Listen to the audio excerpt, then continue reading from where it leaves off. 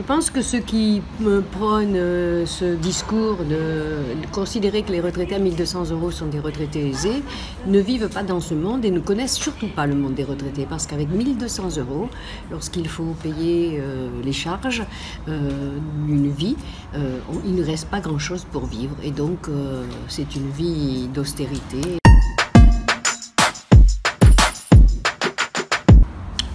Elle est injuste pour plusieurs titres. La première, c'est que ce gouvernement dit moderne et révolutionnaire, etc., va continuer d'appliquer les mesures d'austérité des précédents gouvernements. Donc, sa logique à lui, c'est aujourd'hui de dire on va augmenter la CSG de 1,7% chez les retraités parce qu'on va leur demander de faire un effort et un effort de solidarité, etc., comme si les retraités n'avaient pas déjà de solidarité intergénérationnelle puisqu'ils aident souvent leurs enfants. Le deuxième élément, c'est que on va faire croire avec ça, tout au moins on va donner l'illusion de donner du pouvoir d'achat aux salariés en leur supprimant leurs cotisations sociales sur la maladie et le chômage. Là, c'est encore aussi un effet d'illusion.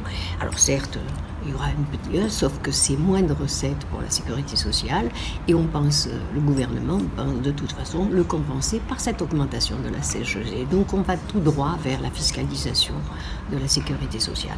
Et donc c'est pas du tout la solidarité ou tout au moins la sécurité sociale que nous souhaitons. Voilà. Et ensuite, on culpabilise les retraités puisque, soi-disant, il faut qu'ils fassent un effort. On les oppose, on fait des oppositions salariés-retraités, jeunes, vieux.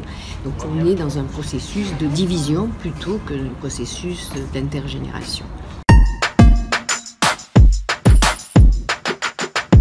Ouais, un effort intelligent, oui, c'est ça. C'est ce qu'il dit, effectivement, sauf qu'il fait un effort intelligent, toujours sur les mêmes couches, sur les mêmes personnes, c'est-à-dire, là en l'occurrence les retraités ou le monde du travail, et tout ça comme seul objectif, c'est baisser le coût du travail, ça c'est sûr. Donc, et surtout épargner le patronat, en matière de cotisation, entre autres.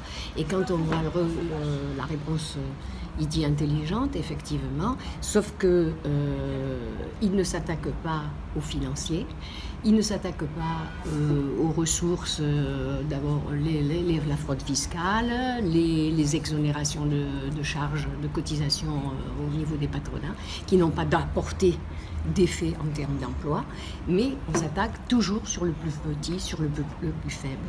Et là, donc, on va voir comment les évolutions soi-disant intelligentes, je ne sais pas lequel des deux est le plus intelligent. Moi, je considère que c'est le monde du travail qui est le plus intelligent.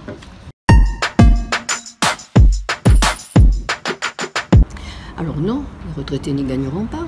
La taxe d'habitation, il y a déjà un certain nombre de retraités qui ne la payent pas, mais au regard de leurs revenus, de leurs faibles revenus.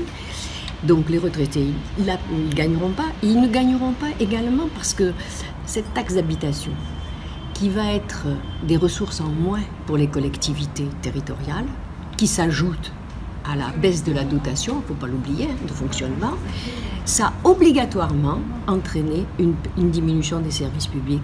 Donc les retraités, des services publics, ils en ont besoin. Et en proximité. Et donc là, ça ne va pas leur rapporter.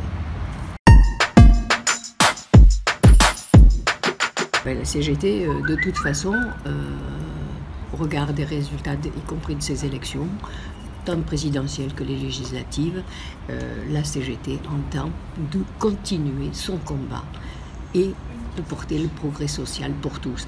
Donc pour les retraités, au regard de cette situation, nous aurons dès la rentrée des initiatives fortes de mobilisation de retraités.